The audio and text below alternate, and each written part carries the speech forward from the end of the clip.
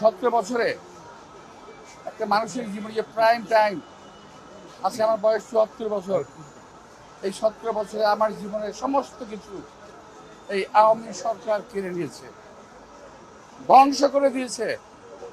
আমি না, শুধু আমার মতো বাংলাদেশে বহু নেতা কর্মীর জীবন শেষ করে দিয়েছে।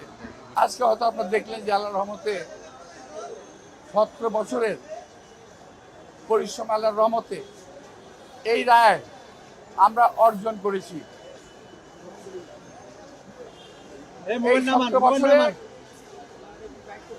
আমাদের বহু কর্মী নিহত হয়েছে, জেলখানায় মারা গেছে, বিনা চিকিৎসায় জেলে মারা গেছে। এই 17 বছরে বহু পরিবার ধ্বংস হয়ে গেছে, একইভাবে আমার পরিবার ধ্বংস হয়ে গেছে।